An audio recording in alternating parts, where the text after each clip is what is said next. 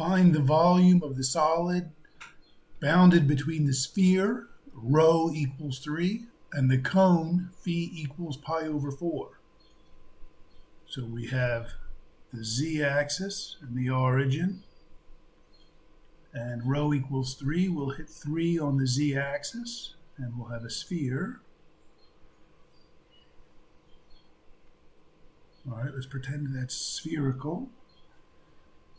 And then we have a cone.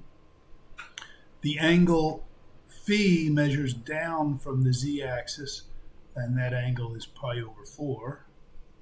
So I have a cone with vertex at the origin and declination angle pi over 4.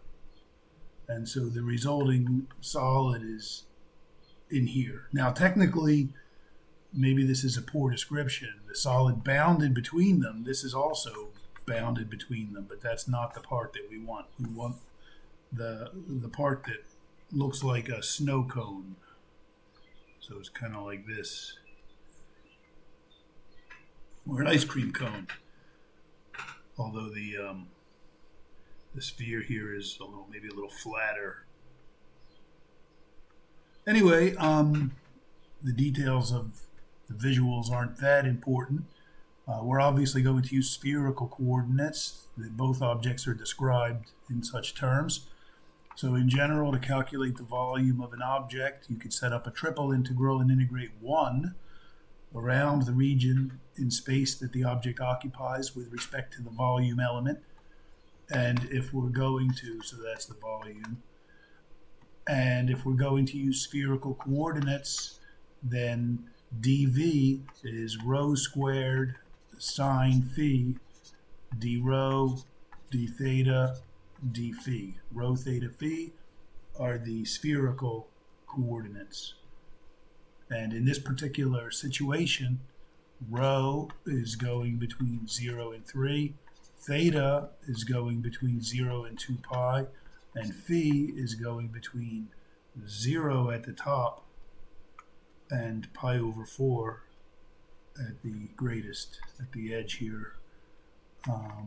So we just have constant bounds. So this integral is probably going to be a snap. Let's see, d rho is the first one, that's 0 to 3. Theta, the middle one, 0 to 2 pi. And phi, the outer one, 0 to pi over 4.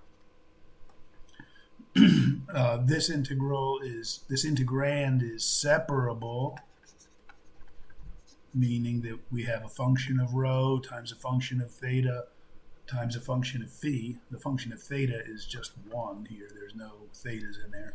So when the integrand is separable, we can separate the integrals, the iterated integral, into individual integrals. So 0 to pi over 4 of sine phi d phi times integral 0 to 2 pi of 1 d theta times integral from 0 to 3 of rho squared d rho. And each of these integrals is fairly straightforward. So negative cosine phi, 0 pi over 4.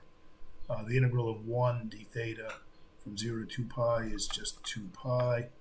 And this is rho cubed over 3 from 0 to 3.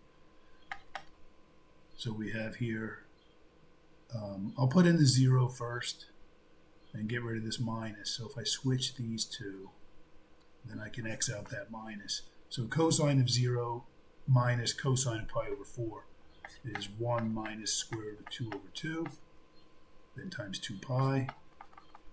And rho cubed over 3, that's a rho, not a p. Rho cubed over 3 is 9.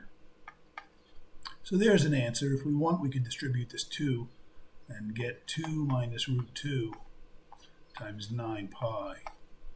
So 9 times 2 minus root 2 times pi, that's the volume of our ice cream cone.